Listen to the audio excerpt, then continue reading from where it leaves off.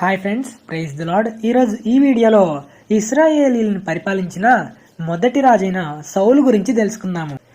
సమూయేలు ప్రవక్త, యాజకుడు, న్యాయాధిపతి గురించి తెలుసుకోవాలి అని అనుకుంటే ఆల్రెడీ వీడియో అయితే చేయడం జరిగింది. మీలో ఎవరైనా వీడియో చూడకపోతే చూసేయండి. ఇక లేట్ చేయకుండా వీడియోలోకి వెళ్ళిపోదాం. ప్రజలు సమూయేలును మాకు ఒక రాజు కావాలని రాజును నియమించమని అడుగుతారు. అందుకు సమూయేలు మీకు రాజు అవసరం లేదు అని ఎంతగా వివరించినా వారు వినలేదు. అప్పుడు సమూయేలు దేవునికి ప్రార్థించాడు. కీషు అనే బెన్యామీను గోత్రంలో ఒకడున్నాడు. కీషు భాగ్యవంతుడు, అంటే బాగా ఆస్తిపరుడు అని అర్థం. అతనికి సౌలు అనే ఒక కుమారుడున్నాడు. యవ్వన కాలానికి వచ్చాడు. అయితే సౌలు బహు సౌందర్యం గలవాడు, అంటే అందంగా ఉన్నాడు. యవ్వన కాలానికి వచ్చాడు. ఇశ్రాయేలీలలో అతని పాటి సుందరుడు ఇంకొకడు లేడు. ఇంకా మంచిగా ఎత్తున్నాడు, అందరికంటే ఎత్తున్నాడు. అయితే ఒకరోజు సౌలు తండ్రి యొక్క గాడిదలు తప్పిపోయాయి. అయితే కీషు ఈ విషయం సౌలుకి చెప్పి తన దాసుల్ని వెంట పెట్టుకుని గాడిదలను వెతకమని పంపిస్తాడు. అలా వారు షాలీష, షయలీము దేశము, బెన్యామీనీయుల దేశమంతా సంచరించి చూస్తారు. కానీ అవి అక్కడ కనబడలేదు.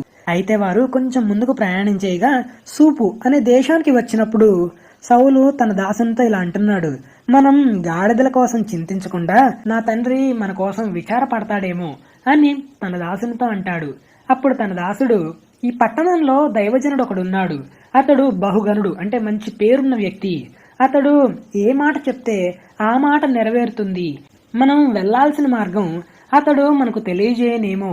అతని దగ్గరికి వెళ్దాం రండి అని అన్నాడు. అందుకు సౌలు తగ్గింపుతో పనివాడు చెప్పిన మాటను ఆలకించాడు. అందుకు సౌలు, మనం దైవజనుడి దగ్గరికి వెళ్తున్నామంటే బహుమానం ఏదో ఒకటి తీసుకుని వెళ్ళాలి కదా, కానీ మన దగ్గర ఏం లేవు కదా, మనం భోజనానికి తెచ్చుకున్న పదార్థాలన్నీ అయిపోయాయి కదా అని పనివానితో అంటాడు.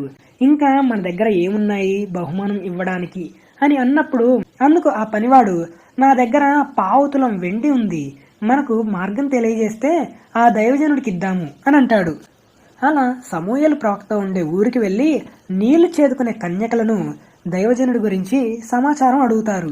అలా వారు సమాచారం తెలుసుకొని సమూయేలుని ఎదుర్కొంటారు. దేవుడు సమూయేలుతో, రేపు ఇశ్రాయేలీలకు రాజు కాబోయే వ్యక్తిని బెన్యామీను దేశం నుండి నీ దగ్గరికి పంపిస్తాను అని ముందే చెప్పాడు సమూయేలుకి. అయితే సౌలు సమూయేలుకి కనపడగానే యెహోవా సమూయేలుతో, ఇతడే నేను నీతో చెప్పిన మనిషి, ఇతడే నా జనులను ఏలును అని చెప్పాడు. అందుకు సమూయేలు వారితో పాటు తీసుకుని వెళ్లి భోజనం చేయించిన తర్వాత వారిని మిద్దె మీద ఉంచాడు. తర్వాత రోజు ఉదయం, అంటే అప్పటి వరకు వాళ్ళు మిద్దె మీద ఉన్నారు. ఈ సౌలు బెన్యామీనీయుడు, అంటే బెన్యామీను గోత్రం నుండి వచ్చినవాడు. న్యాయాధిపతుల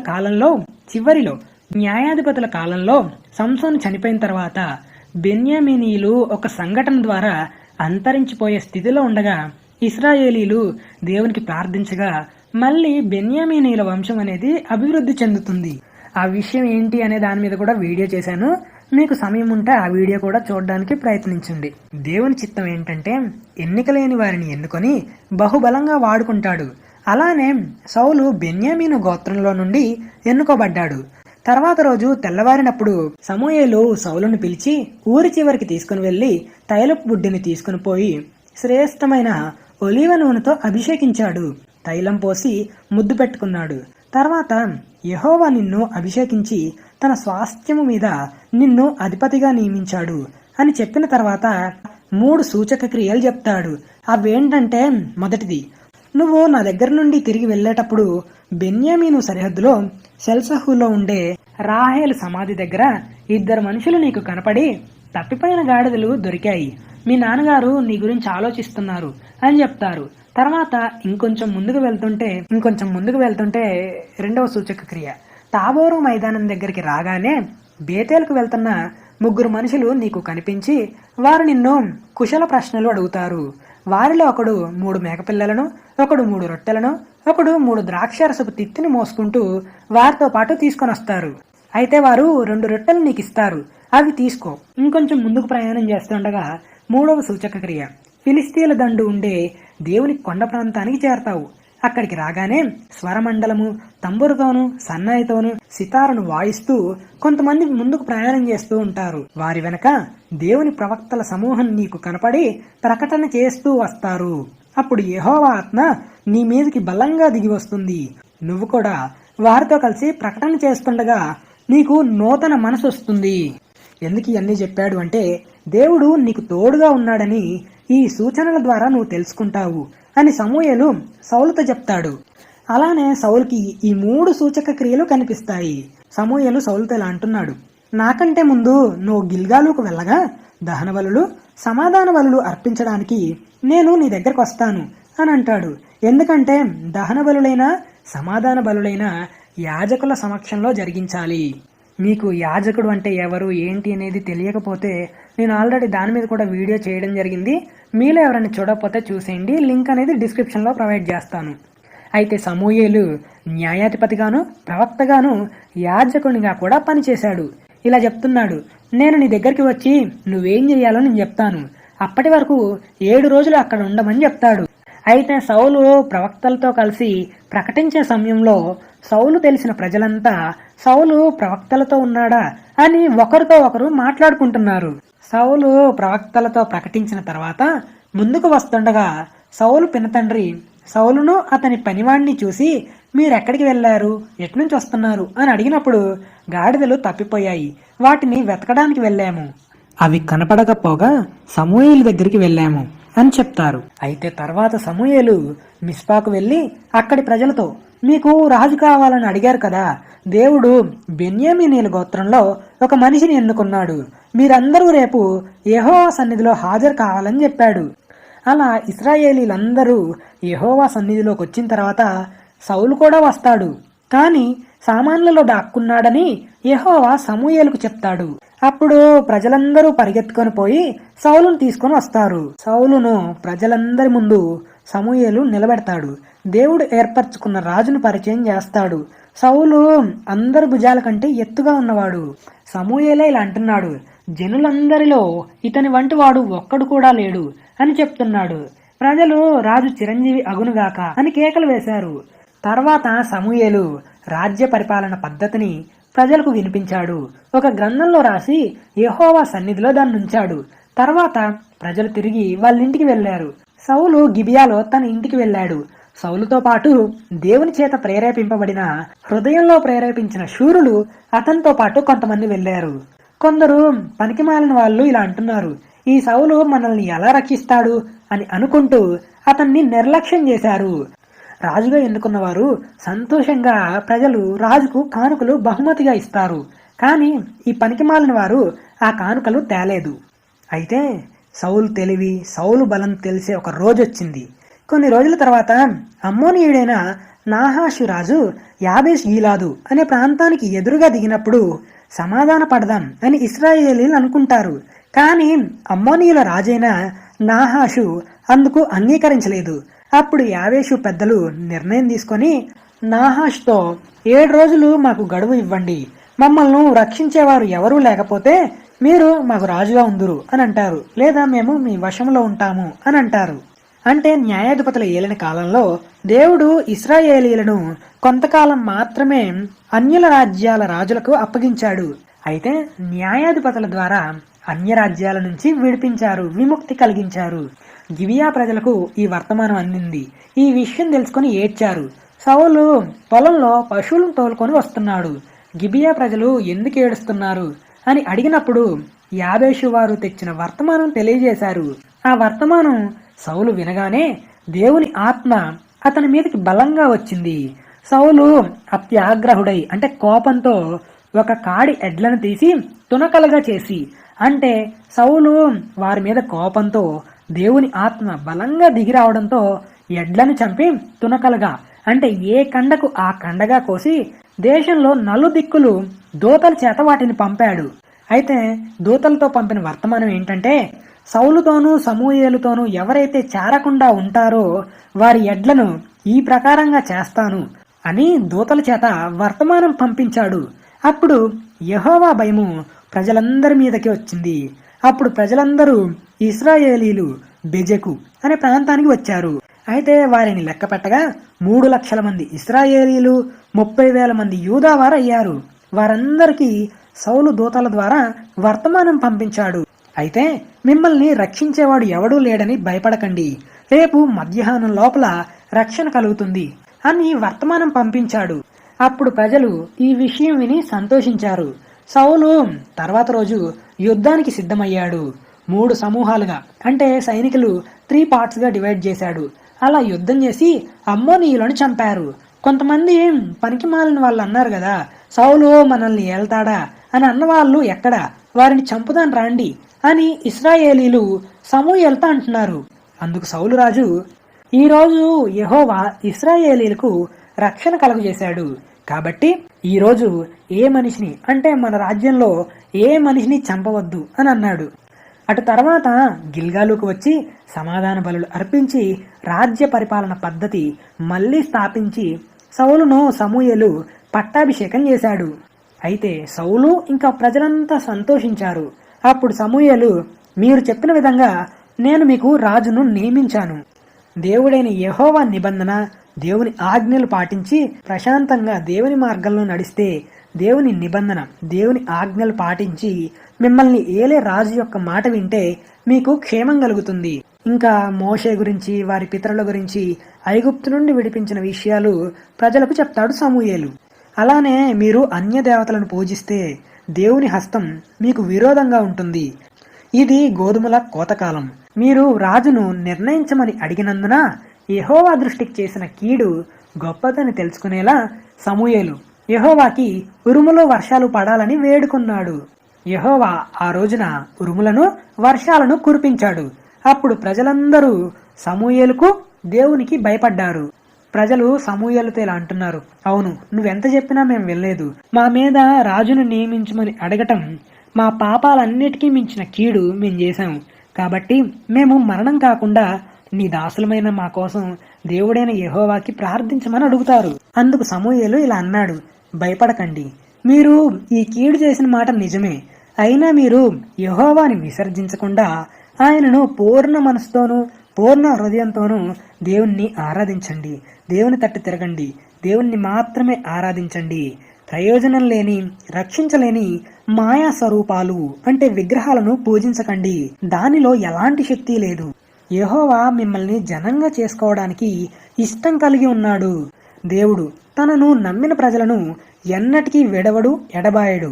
నేను నా మట్టుకు ముసలితనంలో ఉన్న మీ నిమిత్తం ప్రార్థన చేయకపోతే దేవుని దృష్టిలో పాపం చేసిన వాడిని అవుతాను, దేవుని సన్నిధికి దూరం అవుతాను అని చెప్తున్నాడు సమూయేలు. సమూయేలు ప్రజలతో ఇలా చెప్తున్నాడు, మీరు కీడు చేసే వాళ్ళగా ఉంటే తప్పకుండా మీరు, మీ రాజు నాశనం అవుతారు అని చెప్పాడు. సౌలు 30 సంవత్సరాలు వచ్చినప్పుడు 2వ సంవత్సరం ఇశ్రాయేలీలకు రాజుగా పరిపాలించాడు. అంటే 1 సంవత్సరం గడిచింది. అప్పటికి సౌలుకు పెళ్ళయింది. ఈ వాక్యం అనేది 1వ సమూయేలు 14వ అధ్యాయం 49వ వచనంలో కనిపిస్తుంది. సౌలు భార్య పేరు అహీనోయము. ఈమె ఎవరంటే అహిమయస్సు అనే వ్యక్తి యొక్క కుమార్తె. అతనికి పిల్లలున్నారు.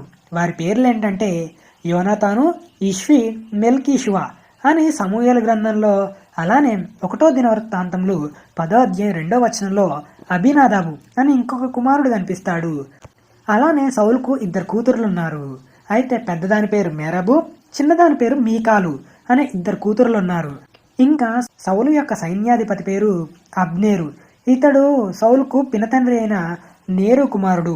సౌలు తండ్రి అయిన కీషును, అబ్నేరు తండ్రి అయిన నేరును అబీయేలు కుమారులు. ఇదే సౌలు కుటుంబం గురించి పరిచయం. సౌలు దగ్గర ఇశ్రాయేలీలలో 3000 మందిని తనతో పాటు ఉంచుకున్నాడు. యోనాతాను దగ్గర 1000 మంది బెన్యామీనీలను తన దగ్గర ఉంచుకున్నాడు. యోనాతాను గేబా అనే ప్రదేశంలో ఉన్న ఫిలిస్తీన్ల దండును హతం చేశాడు. ఈ సంగతి ఫిలిస్తీన్లకు తెలిసింది. అయితే దేశమంతా హెబ్రేయులు వినాలని సౌలు బాకా ఊదించాడు.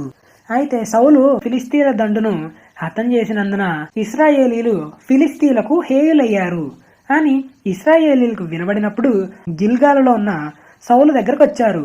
అయితే ఫిలిస్తీన్లు ఇశ్రాయేలీలతో యుద్ధం చేయడానికి 30,000 మంది రథాలను, 6,000 గుర్రపు రౌతులను, ఇసుక రేణువుల వలె విస్తారమైన జనసమూహం యుద్ధానికి వచ్చారు. వారు బేతావేను తూర్పు దిక్కున మిక్మషు అనే ప్రాంతంలో దిగారు. ఇశ్రాయేలీలు వారికి భయపడి వారు ఇరుకులో ఉన్నట్టు తెలుసుకుని గుహలలోనూ, పొదలలోనూ, మెట్టెలలోనూ, ఉన్నత స్థలములలోనూ దాక్కున్నారు. కొందరు హెబ్రీలు యోర్దాను నది దాటి గాదు దేశానికి గిలాదు దేశానికి వెళ్ళిపోయారు. కానీ సౌలు ఇంకా యుద్ధం జరిగే ప్రాంతానికి రాలేదు. గిల్గాలులో ఉండిపోయాడు. అయితే జనులందరూ భయపడుతూ అతన్ని వెంబడించారు. సమూయేలు చెప్పినట్టు అతడు 7 రోజులు ఆగి సమూయేలు గిల్గాలునకు రాకపోవటం చూసి సౌలు యాజకుడు అర్పించాల్సిన దహన బలులు, సమాధాన బలులు సౌలు బలులు అర్పిస్తాడు. బలులు అర్పించిన వెంటనే సమూయేలు అక్కడికి వస్తాడు. ఇలా అడుగుతాడు, నువ్వు ఇక్కడ చేసిన పనేంటి? సౌలు తప్పు ఒప్పుకోకుండా కారణం చెప్తున్నాడు. అవును, నువ్వన్నది కరెక్టే, నేను దేవుని ఆజ్ఞ మీరాను. దేవుని కోసం ప్రార్థించి ఇది ఒక్కసారికి నన్ను క్షమించమని అడగవా అని కూడా సమూయేలుకు చెప్పలేదు. ఇలా చెప్తున్నాడు, జనులు నా దగ్గర నుండి చెదిరిపోవడం, సకాలంలో నువ్వు రాకపోవడం, ఫిలిస్తీన్లు మిక్మషు అనే ప్రదేశం నుండి కూడి ఉండటం చూసి ఇంకను యెహోవాను శాంతిపరచక ముందే ఫిలిస్తీన్లు వచ్చి నా మీద పడతారని నేను సాహసించి బలి అర్పించాను అని అంటాడు. అందుకు సమూయేలు, నీ దేవుడైన యెహోవా నీకిచ్చిన ఆజ్ఞను గైకొనకుండా నువ్వు అవివేకపు పని చేశావు. దేవుడు ఏమనుకున్నాడంటే నీ రాజ్యాన్ని ఇశ్రాయేలీల మీద సదాకాలం నిన్నే రాజుగా ఉంచాలి అని అనుకున్నాడు. కానీ దేవుని ఆజ్ఞ నువ్వు మీరావు. యాజకుడు చేయాల్సిన పనిని నువ్వు చేసి తప్పు చేశావు అని సమూయేలు అంటాడు. కాబట్టి నీ రాజ్యం ఇక నిలవదు. అంటే నిన్ను రాజుగా తొలగించి యెహోవా చిత్తం హృదయపూర్వకంగా చేసే వ్యక్తిని ఎన్నుకొని అతన్ని రాజుగా నియమిస్తాడు అని చెప్తాడు. అయితే సౌలు దగ్గర అతని కుమారుడైన యోనాతాను దగ్గర మాత్రమే ఆయుధాలున్నాయి. సైనికుల దగ్గర ఆయుధాలు లేవు. ఆ దినముల్లో యోనాతాను తన తండ్రికి ఏం చెప్పకుండా ఆయుధాలు మోసేవాడిని పిలిచి ఫిలిస్తీన్లను చంపడానికి తీసుకుని వెళ్తాడు. అయితే సౌలు గిబియా అవతల మిగ్రోనులో దానిమ్మ చెట్టు కింద 600 మందితో దిగాడు. అయితే ఆ సమయంలో ఏలీ యాజకునిగా ఉన్న షీలోహు మందిరంలో ఫినెహాసు కుమారుడైన ఈకాబోదు యొక్క సహోదరుడైన అహీటూబునకు పుట్టిన అహీయ యాజకునిగా ఏఫోదును ధరించుకొని అక్కడ ఉన్నాడు. అయితే యోనాతాను ఇంకా ఆయుధాలు మోసే వ్యక్తి చేసిన పనిని నెక్స్ట్ వీడియోలో చూద్దాము. అయితే అప్పుడు దేవుని మందసం అనేది ఇశ్రాయేలీల దగ్గరే ఉంది. ఫిలిస్తీన్లతో యుద్ధం చేయడానికి వెళ్ళినప్పుడు ఫిలిస్తీన్లను ఇశ్రాయేలీలు తరిమారు. అయితే సౌలు, నేను నా శత్రువుల మీద పగ తీర్చుకోకముందు, సాయంత్రం కాకముందు ఎవరైతే భోజనం చేస్తారో వాళ్ళు శపించబడతారు అని ప్రజలతో ప్రమాణం చేయిస్తాడు. కానీ ఆ సమయంలో యోనాతానుకు ఆ విషయం తెలియక, ఆ ప్రమాణం గురించి తెలియక కర్రతో కొంచెం తేనె తీసుకుని తింటాడు.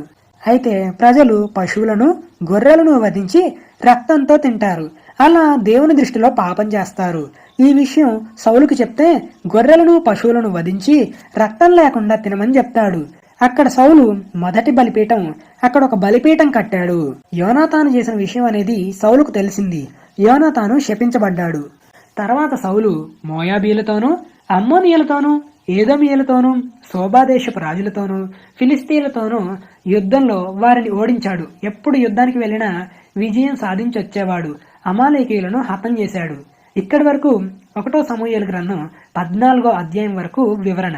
ఈ సౌలు రాజు బెన్యామీను గోత్రం నుండి వచ్చినవాడు. సౌలు తండ్రి పేరు కీషు. ఈ కీషు వాళ్ళ తండ్రి పేరు అబియేలు. అబియేలు తండ్రి పేరు సెరోరు. సెరోరు తండ్రి పేరు బెకోరతు. బెకోరతు తండ్రి పేరు అఫియా. వీళ్ళంతా బెన్యామీను గోత్రపు వాళ్ళు. ఈ 12 గోత్రాల వారి గురించి కూడా వీడియో చేశాను. లింక్ అనేది డిస్క్రిప్షన్ లో ఇస్తాను, చూడడానికి అయితే ప్రయత్నించండి. ఎందుకంటే 12 గోత్రాల వారి పేర్లు తెలుస్తాయి. అయితే ఇక 1 సమూయేలు 15వ అధ్యాయం నుంచి చూద్దాము. సౌలు బ్రతికిన దినాలలో ఫిలిస్తీన్లతో ఘోర యుద్ధం జరిగింది. యుద్ధం జరిగే సమయాలలో తాను అంటే సౌలు చూసిన పరాక్రమం కలిగిన బలాఢ్యులు అందరినీ తన యొద్ద చేర్చుకున్నాడు. అయితే సమూయేలు సౌలుతో యాజకుని పని గురించి చేసిన తప్పు గురించి మాట్లాడిన తర్వాత రోజు నుంచి సౌలు దగ్గరకు రాలేదన్నమాట. దేవుడు సౌలుకు ఇంకొక అవకాశం, తప్పును సరిదిద్దుకుంటాడేమో అని దేవుడు అవకాశం ఇచ్చాడు.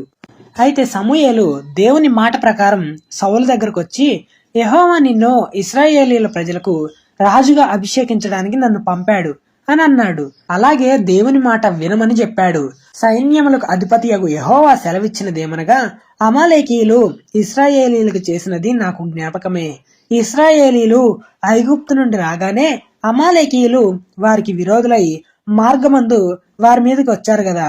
కాబట్టి నువ్వు వెళ్ళి అమాలేకీయులను కనికరించకుండా వారిని నిర్మూలం చేయమని అంటే పురుషులనేమి, స్త్రీలనేమి, ఎద్దులు, గొర్రెలు, ఒంటెలు, గాడిదలన్నిటినీ చంపేయండి అని దేవుని మాట సమూయేలు ద్వారా సౌలుకు చెప్తాడు. అయితే సౌలు 2,00,000 మంది కాల్బలముతో 10,000 మంది యూదా వారి సైన్యంతో అమాలేకీయుల పట్టణంలో ఒకదానికి వచ్చి లోయలో పొంచి ఉన్నారు. అప్పుడు అక్కడ అమాలేకీయులతో పాటు కేనీయులు అనే వాళ్ళు నివసించారు. ఈ కేనీయులు ఇశ్రాయేలీలు ఐగుప్తులో నుండి వచ్చినప్పుడు వీరు సహాయం చేశారని సౌలు తన దూతల ద్వారా వారికి వర్తమానం అందించారు. మేము అమాలేకీయులను నాశనం చేయడానికి వచ్చాము, మీరు వారితో ఉండకుండా వెళ్ళండి అని వర్తమానం పంపించగా కేనీయులు ఆ ప్రాంతాన్ని విడిచి వెళ్ళిపోయారు. అంటే అమాలేకీయుల దగ్గర నుండి వెళ్ళిపోయారు. తర్వాత సౌలు అమాలేకీయులను హవీలా అనే ప్రాంతం నుండి ఐగుప్తు దేశ మార్గంలో ఉన్న షూరు అనే ప్రాంతం వరకు తరిమి హతం చేశారు. అమాలేకీయుల రాజు పేరు అగగు. ఈ అగగును పట్టుకొని ప్రజలందరినీ నిర్మూలన చేశారు, అంటే చంపేశారు. సౌలును జనులను కూడి రాజును పట్టుకొని కుంటివి, గుడ్డివి, పనికిరాని పశువులను చంపేశారు. కానీ మంచిగా ఉన్న గొర్రెలను, ఎడ్లను మొదలైన వాటిలో నుండి మంచివి తనతో పాటు తీసుకుని వచ్చారు. సమూయేలు యుద్ధానికి వెళ్లే ముందు ఆ అమాలేకీయుల దేశంలో అన్నిటినీ నిర్మూలన చేయమని చెప్తాడు. కానీ సౌలు అలాగే చేయలేదు. అప్పుడు యెహోవా వాక్కు సమూయేలుకు ప్రత్యక్షమైంది. సౌలు నన్ను అనుసరించకుండా నా ఆజ్ఞలు గైకొనకపోయెను గనుక అతన్ని రాజుగా నిర్ణయించినందుకు పశ్చాత్తాపడుతున్నాను అని యెహోవా సమూయేలుతో అన్నాడు. అప్పుడు సమూయేలు కోపావేశుడై రాత్రంతా యెహోవాకి ప్రార్థించాడు. తర్వాత రోజు ఉదయం లేచి సౌలు దగ్గరికి వెళ్తాడు. సౌలు కర్మేలు అనే ప్రాంతానికి వచ్చి అక్కడ జయసూచకమైన శిలను నిలిపి తిరిగి గిల్గాలుకు వెళ్లాడనే సమాచారం తెలుసుకుంటాడు. అమాలేకీయుల వాటన్నిటిని నిర్మూలన చేయమని దేవుని మాట చెప్పెను. కానీ నువ్వు ఎందుకు ఇవి తీసుకొని వచ్చావు అని అడిగినప్పుడు సౌలు తాను చేసిన దానికి ప్రజల మీదకి నెట్టేస్తున్నాడు. ఈ ప్రజలు బలులు అర్పించడానికి తీసుకొని వచ్చారు అని సౌలు అన్నాడు. అందుకు సమూయేలు, నువ్వు రాజు కాకముందు నీ దృష్టికి నీవు అల్పునిగా ఉన్నప్పుడు ఇశ్రాయేలీలకు శిరస్సువైతివి. అంటే దేవుడు తోకగా ఉన్న నిన్ను తలగా చేసెను, అంటే కింది స్థాయిలో ఉన్న నిన్ను పైన నిలబెట్టాడు అని చెప్తున్నాడు. కానీ నువ్వు శపించబడిన వాటిలో నుండి తీసుకుని వచ్చి దేవుని దృష్టికి కీడి చేశావు అని అన్నాడు. అందుకు సౌలు సమూయేలుతో, ఆ మాట అనవద్దు, నేను దేవుని చెప్పిన మాట ప్రకారం చేశాను. కానీ ఈ ప్రజలు పశువులను దహన బలులు అర్పించడానికి తీసుకుని వచ్చారు అని సౌలు కారణాలు చెప్తున్నాడు. సౌలు రాజు కాకముందు ఎంతో తగ్గింపు కలిగి జీవించాడు. అయితే సమూయేలు ఇలా అంటున్నాడు, యెహోవా సెలవిచ్చిన ఆజ్ఞను ఒకడు గైకొనట వలన యెహోవా సంతోషిస్తాడు. ఒకడు దహన బలులు అర్పించిన యెడల ఆయన సంతోషిస్తాడా? ఆలోచించుము. బలులు అర్పించుట కంటే ఆజ్ఞ గైకొనుట శ్రేష్టము. దేవునికి వ్యతిరేకంగా తిరుగుబాటు చేయడం, సోది చెప్పడం పాపంతో సమానం. దేవునికి మూర్ఖతను అగుపరచుట అనేది మాయా విగ్రహము, గృహదేవతలను పూజించుటతో సమానం. యెహోవా ఆజ్ఞను నువ్వు విసర్జించావు కాబట్టి నువ్వు రాజుగా ఉండకుండా ఆయన నిన్ను విసర్జించెను అని చెప్పగా సౌలు జనులకు జడిసి వారి మాట విన్నాను. నేను యెహోవా ఆజ్ఞను నీ మాటను మీరి పాపం చేశాను. కాబట్టి నువ్వు నాతో పాటు వచ్చి నా పాపాన్ని పరిహరించి నేను యెహోవాకు మొక్కనట్లు నాతో పాటు తిరిగి రమ్మని వేడుకుంటాడు. కానీ సమూయేలు అందుకు అంగీకరించలేదు. వెనక్కి తిరిగి ఇంటికి వెళ్ళిపోదాము అని అనుకుంటాడు. కానీ సౌలు సమూయేలు దుప్పటి చెంగును పట్టుకున్నందున అది చినిగింది. అప్పుడు సమూయేలు సౌలుతో, దేవుడు నీ రాజ్యాన్ని నీ చేతి నుండి లాగివేసి నీకంటే ఉత్తముడైన నీ పొరుగువానికి దానిని అప్పగిస్తాడు అని అన్నాడు. సౌలు బ్రతిమాలి వేడుకొనగా సమూయేలు సౌలుతో పాటు వస్తాడు. తర్వాత గిల్గాలులో సౌలు యెహోవాకు మొక్కిన తర్వాత అమాలేకీయుల రాజును నరికేశారు, అంటే హతం చేశారు. తర్వాత సమూయేలు తన ఇంటికి వెళ్ళిపోయాడు రామాలో. అయితే సౌలు గిబియాలోని తన ఇంటికి వెళ్ళాడు. తర్వాత నుంచి సౌలు బ్రతికిన దినములలో సమూయేలు సౌలు దగ్గరికి వెళ్ళలేదు. కానీ సమూయేలు సౌలు గురించి దుఃఖాక్రాంతుడాయను, అంటే బాధపడుతున్నాడు. ఇంకా దేవుడు కూడా సౌలును రాజుగా నిర్ణయించినందుకు పశ్చాత్తాపడ్డాడు. తర్వాత దేవుడు సౌలును రాజుగా చేసినందుకు సమూయేలు చాలా బాధపడ్డాడు. తర్వాత దేవుడు యెష్షయి కుమారుడైన దావీదును అభిషేకించమని సమూయేలుకు చెప్తాడు. అలా దావీదును సమూయేలు అభిషేకించాడు. దేవుని మార్గంలో హెచ్చింపు, అవిధేయత, గర్వం అనేది పడిపోయే ముందు లేస్తుంది. అలానే సౌలు కూడా ఉన్నాడు. తర్వాత యెహోవా ఆత్మ సౌలును విడిచిపోయి యెహోవా యొద్ద నుండి ఒక దురాత్మ ఒకటొచ్చి అతన్ని పట్టుకుంది. తర్వాత సితారను చమత్కారంగా వాయించగల దావీదును సేవకులు పరిచయం చేశారు.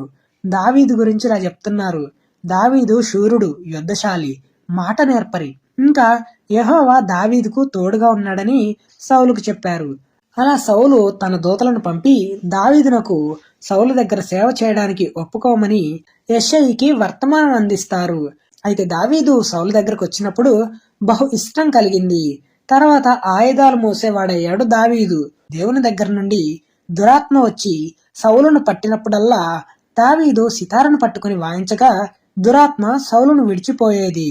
అయితే ఫిలిస్తీన్లతో యుద్ధానికి కూడుకున్నప్పుడు అప్పుడు గాతువాడైన గొల్యాతు అందరికంటే ఎత్తుగా ఉన్నాడు. ఈ గొల్యాతు ఏమంటున్నాడంటే, నన్ను చంపితే మేము మీకు దాసులవుతాము, లేదా నా చేతిలో మీరు చనిపోతే మీరు నాకు దాసులవుతారు అని వాళ్ళని భయపెడుతున్నాడు. అప్పుడు ఇశ్రాయేలీలు అతనితో యుద్ధం చేయడానికి చాలా భయపడ్డారు. అయితే యెషయి పెద్ద కుమారులు సౌలు వెంట యుద్ధానికి వెళ్తారు. అయితే దావీదు గొర్రెలు మేపుతూ ఉంటాడు. తన అన్నలకు ఆహారం ఇవ్వడానికి వెళ్తాడు. అలా దావీదు గొలియాతును చంపుతాడు. సౌలు ఏమని ప్రకటించాడంటే, గొలియాతుని చంపిన వాళ్ళకి తన కూతురునిచ్చి పెళ్లి చేస్తానని, ఐశ్వర్యం ఇస్తానని అంటాడు. అలా దావీదు విజయం సాధించాడు. ప్రజలు ఇలా అంటున్నారు: సౌలు 1000 కొలది, దావీదు 10,000 కొలది శత్రువులను హతం చేశారు అని స్తుతిస్తున్నారు, పాట పాడుతున్నారు. ఈ మాట సౌలుకి నచ్చలేదు. సౌలుకి బాగా కోపం వచ్చింది. మనసులో ఇలా అనుకుంటున్నాడు: ప్రజలు దావీదునకు 10,000 కొలది అని నాకు 1000 కొలది అను స్తుతులు పాడారే, రాజ్యం తప్ప మరి ఏమీ అతడు తీసుకోగలడు అని మనసులో అనుకున్నాడు.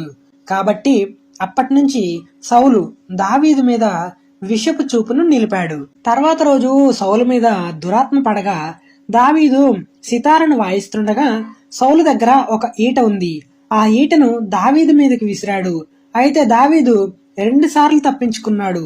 యెహోవా సౌలును విడిచి దావీదుకు తోడయ్యున్నాడు. దావీదు అన్ని విషయాలలో సుబుద్ధి కలిగి ప్రవర్తించగా యెహోవా అతనికి తోడుగా ఉన్నాడు. కాబట్టి దావీదును సౌలు దగ్గర ఉండనీయకుండా సహస్రాధిపతిగా చేశాడు. అతడు జనులకు ముందుగా వస్తూ వెళ్తూ ఉండేవాడు. అలా దావీదుకు సౌలు కుమారుడైన యోనాతానుకు మంచి స్నేహం ఏర్పడింది. సౌలు పెద్ద కూతురైన మేరబును మహోలతీయుడైన అద్రియేలు అనే వ్యక్తికిచ్చి పెళ్లి చేశాడు. సౌలు చిన్న కూతురైన మీకాలు దావీదు మీద ప్రేమ కలిగి ఉందని సౌలు విని సంతోషించాడు.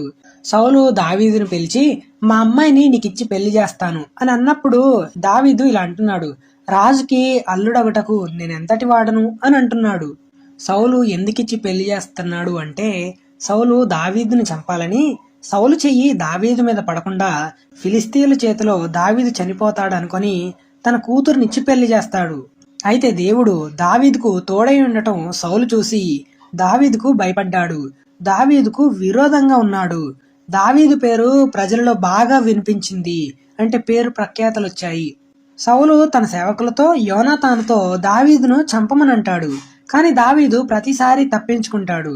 తర్వాత తప్పించుకుని సమూయేలు దగ్గరకు వచ్చి జరిగిన విషయం చెప్తాడు. దావీదును పట్టుకోవడానికి సౌలు తన దూతలను 3 సార్లు పంపినప్పుడు వాళ్ళు ప్రవక్తల గుంపులో చేరి ప్రకటించారు. సౌలు కూడా వారిని వెతకడానికి వచ్చినప్పుడు సౌలు కూడా ప్రకటించాడు. అయితే దావీదుకి ఒక యాజకుడు సహాయం చేశాడని యాజకులను సౌలు చంపించాడు. ఇలా జరుగుతుండగా సమూయేలు మరణించాడు.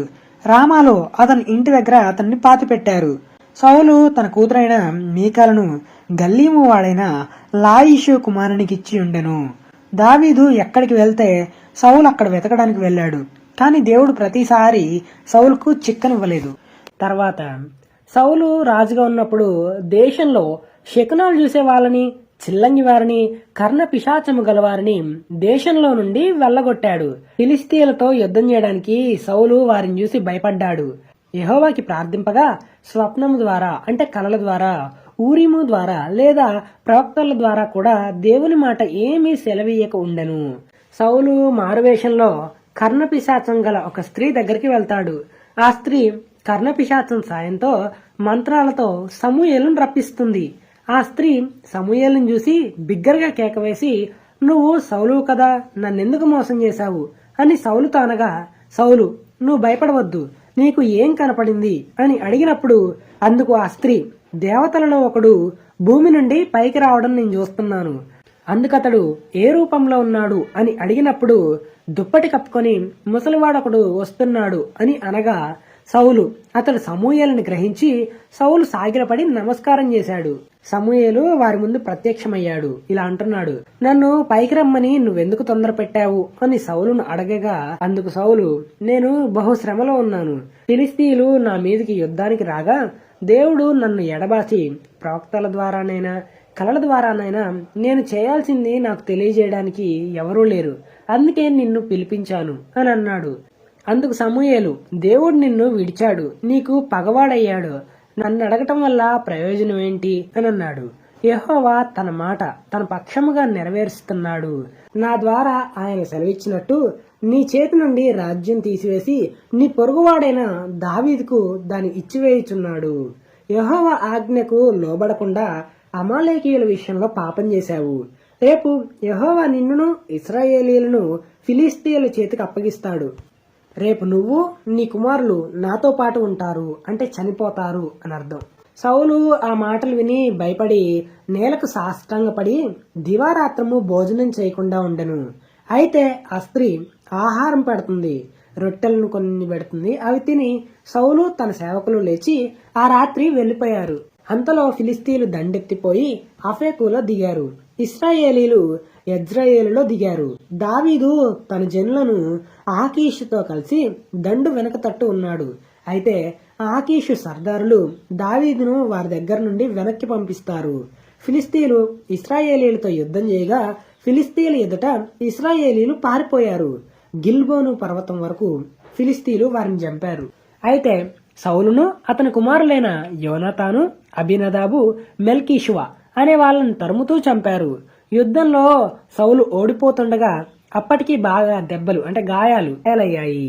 ఆయుధాలు మోసేవాడిని పిలిచి, సున్నతి లేని ఫిలిస్తీయుల చేతిలో చనిపోవడం నాకు ఇష్టం లేదు, కాబట్టి నీ కత్తితో నన్ను పొడవమని అంటాడు.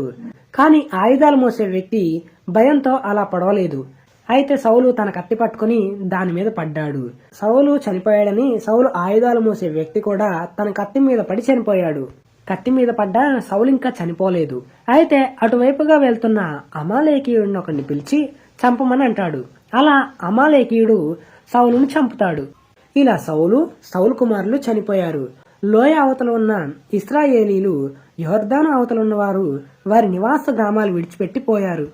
సౌలు అతని కుమారులు చనిపోయారని తెలుసుకొని తర్వాత రోజు ఫిలిస్తీయులు చనిపోయిన వారిని దోచుకొని వచ్చి గిల్బోవా పర్వతం మీద పడిపోయిన సౌలు అతని కుమారులను కనుగొని అతని తలను ఛేదించి అతని ఆయుధాలను తీసి తమ బొమ్మల గుళ్ళలోనూ జనులలోనూ జయవర్తమానం తెలియజేయడానికి ఫిలిస్తీయుల దేశంలోకి నలుదిక్కులు వాటిని పంపారు. మరియు వారు సౌలు ఆయుధాలను అష్టారోతు గుడిలో ఉంచారు. సౌలు తలను మొండాన్ని వేరు చేశారు. బెత్సాను పట్టణపు గోడకు తగిలించారు. అలానే సౌలు కుమారులను కూడా గోడకు తగిలించారు. సౌలు ద్వారా మేలు పొందిన యాబేషు ప్రజలు విని బలశాలులందరూ లేచి రాత్రంతా నడిచి సౌలు మొండాన్ని అతని కుమారుల కళేబరాలను అంటే శరీరాలను బెత్సాను పట్టణపు గోడ మీద నుండి దించి యాబేషునకు తిరిగి వచ్చి వారిని దహనం చేశారు. వారి శల్యములను తీసి యాబేషులోని పీచుల వృక్షం కింద పాతిపెట్టారు. 7 రోజులు ఉపవాసం ఉన్నారు. ఇలా సౌలు జీవితం అనేది ముగిసింది. ఇది 1వ సమూయేలు గ్రంథంలో కనిపిస్తుంది. ఇలా సౌలు కథ ముగిసింది. సౌలు మొదట్లో విశ్వాసం, విధేయత కలిగి జీవించాడు. కానీ పడిపోయే ముందు గర్వం, అహంకారం లేస్తుందంటారు దేవుని వాక్యం ప్రకారం. అలానే దేవుడు పడిపోయిన వారికి ఒక అవకాశం ఇస్తాడు. దాన్ని కూడా చేజార్చితే సౌలు పరిస్థితిలో అవుతుంది. అలానే ఆ రాజస్థానంలో దేవుని చిత్తం గ్రహించి దేవుని మార్గంలో నడిచే తన దాసుడైన దావీదుని సిద్ధం చేసుకున్నాడు. ఇదండి సౌలు గురించి. ఇక నెక్స్ట్ వీడియోలో దావీదు గురించి చూద్దాము.